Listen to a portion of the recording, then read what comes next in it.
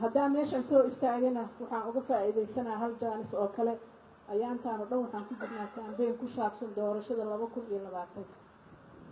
waxaa la rabaa doorashada 2020 inay dhacdo ilaahay idankiisa wayna dhacaysaa hadduu cimrigeena noo gaarsiiyo haddee shalay 51 qof ee codaysay maanta waxaan idiin sheegayaa 4 milyan oo Soomaali ah iyo in ka badan inay codayn karto haddii 4 milyan iyo in ka badan codaysana waxa ay u baahan tihiin waxay tahay waxa ay u baahan tihiin waxa waaye midda kale inay ka badato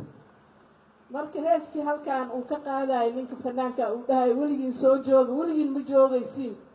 3 sano idin hartay 3 sano kadib inaan doorasho galnaa la rabaa shacbiga fariintaas u soo faray in doorasho la galaa la rabaa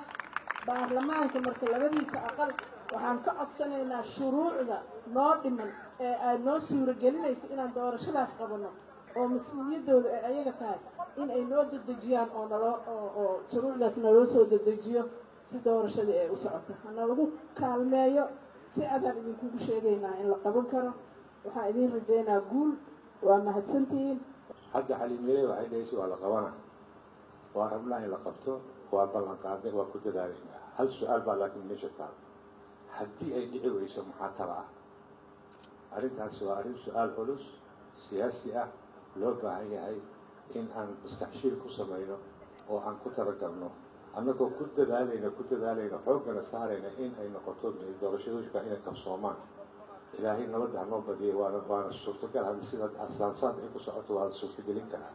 laakiin waa laga maalmaha isla markii in laisweydiiyo arrimahaasi hadday dhacaan waxay ila tahay xoogga aanu saarno hor iyo horaan in dastuurkii federaalka soomaaliyeed ee dib u eegista lagu samaynayo in aan meel dhigno 2 sano gudahood taasi waxaa iga dardaaran arrimaha kale oo aysa diiradda la saari doono waxaa waye federaaleyntaas iyo shuruucdii doorashooyinka oo aada u fara badan oo ayagana kala xulasho u baahan aynan in xoogga la saaro oo la dejiyo